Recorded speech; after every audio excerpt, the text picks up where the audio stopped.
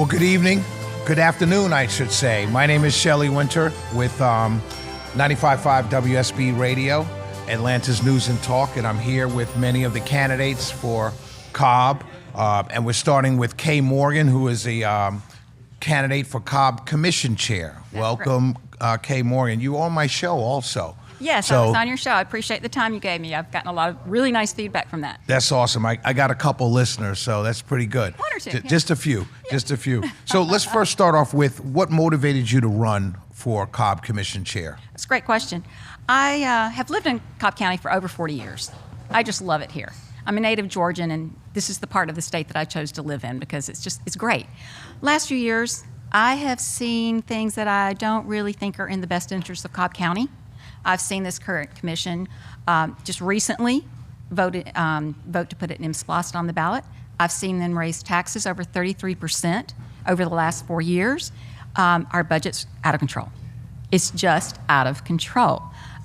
When you say budgets are out of control, what do you mean by that? Like, too much spending. Too much spending. Okay. We don't have a revenue problem. Revenue has soared because of the new appraisals.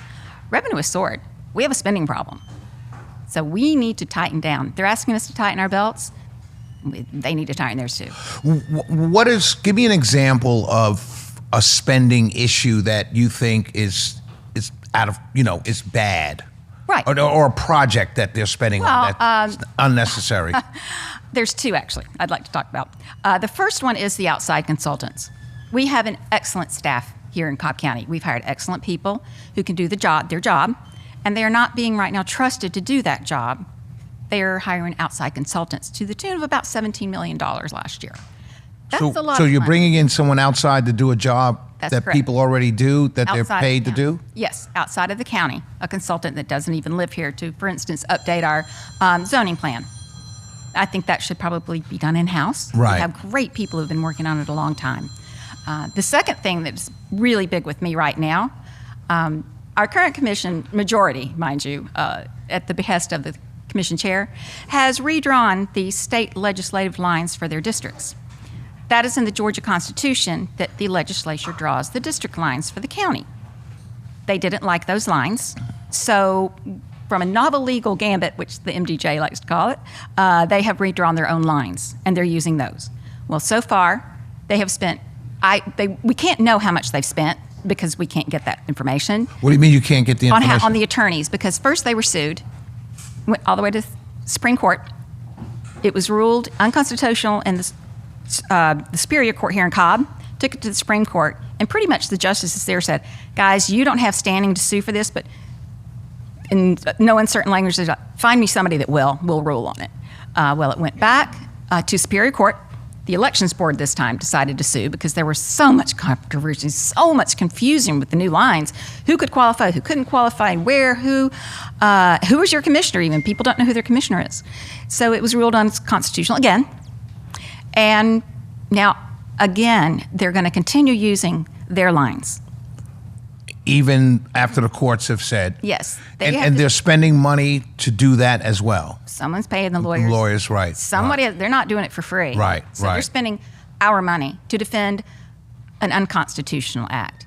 And they're constitutional, they take a constitutional oath, mind you. Right. So they're actually violating, all three of them, their constitutional oath that they took when they took office. What do you think is the role of a county commissioner? Many people like myself, we say, by nature of what I do, I'm singularly focused on the presidential election. Sure. But those guys are so far removed from my daily life. Correct. I live in Cobb, so you guys impact my life on a daily basis, pretty much. Absolutely. What is the job of a county commissioner, or what should be the job of a county commissioner? What should be the job? We are in a county manager governance system in the county. So the county manager basically is the one who supervises the county employees. The commission is there to set policy. They're there to oversee a lot of the zoning decisions. They get recommendations, and then they decide the final on the zoning, which affects your daily life, what's going in next to you, what's going in across the street. Your property values depend on what's going where. And they also set the millage rate. That is where a lot of your sales tax comes in, with the millage rate. And they have kept the millage rate the same the last few years. Normally, if a lot of the property values go up just a lot, you just lower the millage rate and kind of flattens out the impact of your appraisal for your home. But not this year.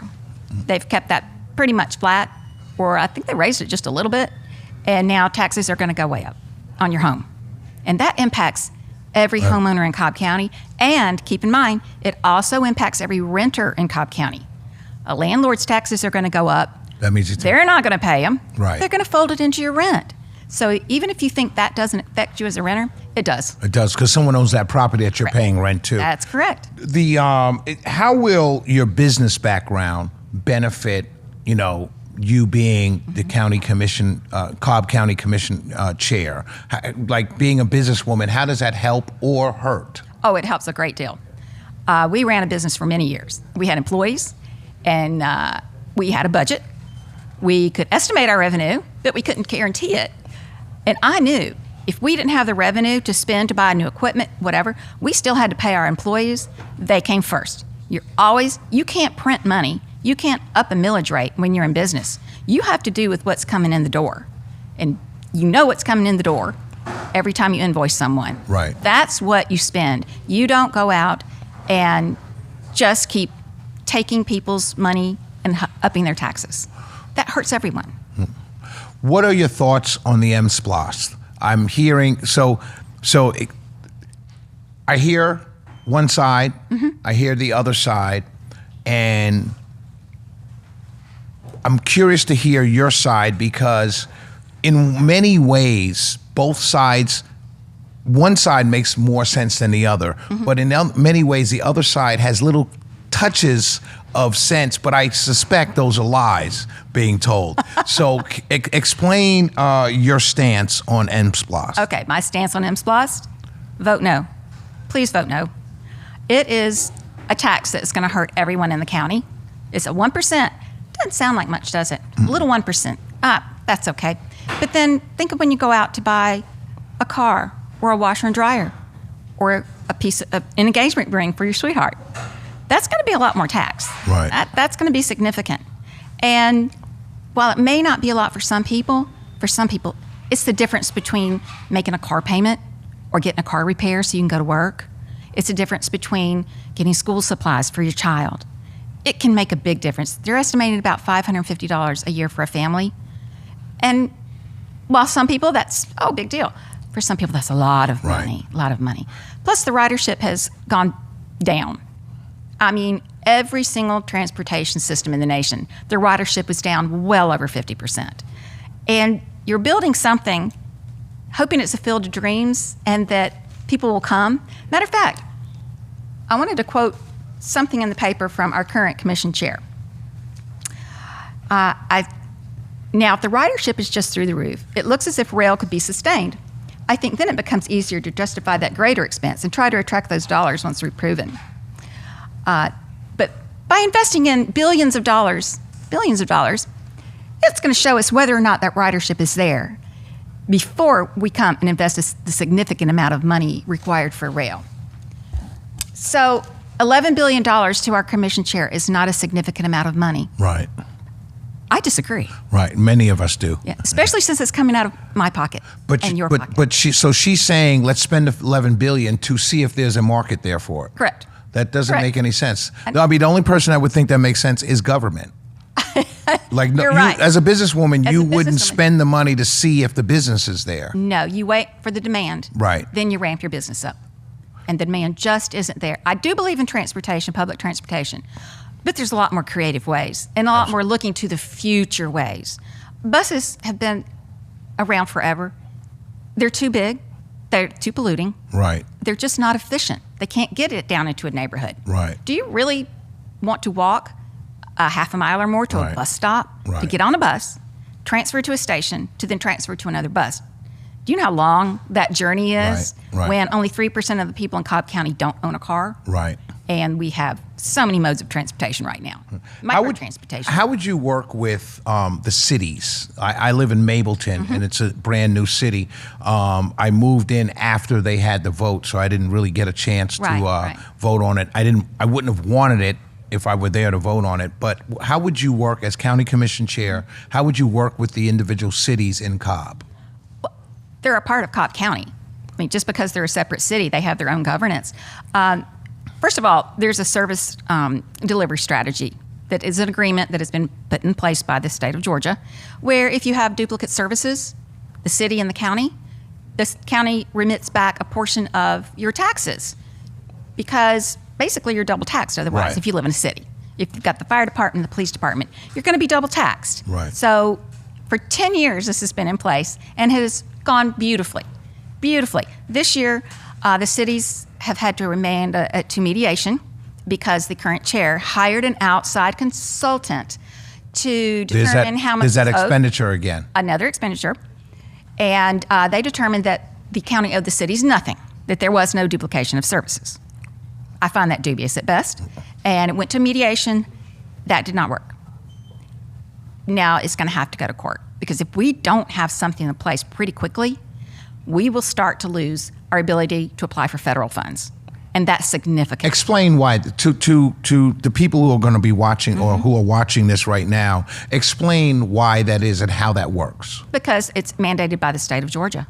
It's literally called a service delivery agreement. No, I mean, how you're losing federal dollars. Oh, well, we use federal dollars for a lot of things. We use federal dollars to build roads. Matter of fact, $3 billion of the $14 billion for the bus system that she's proposing was going to come from federal money. Gotcha. We've got a lot of different projects, large buildings, a lot of federal funds come into play for that.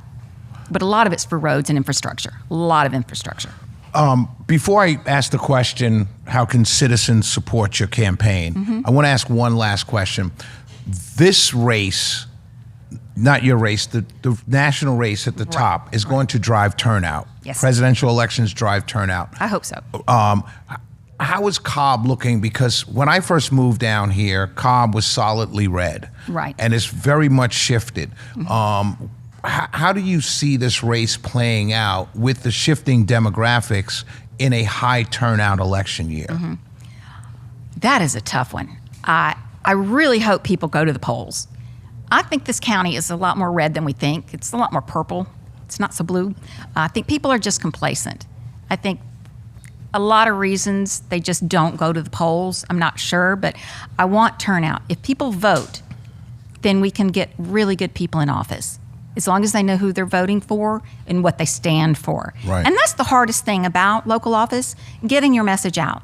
There's just not really a good one solid or two solid vehicles to spread that message. And I think if we could, there would be a lot more voter involvement.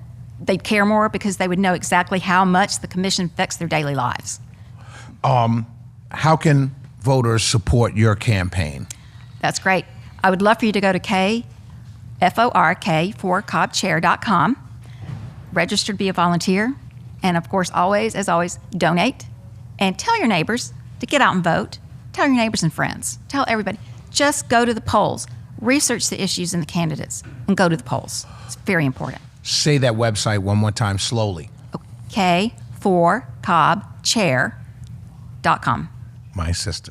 Thank you so much. I really enjoyed that.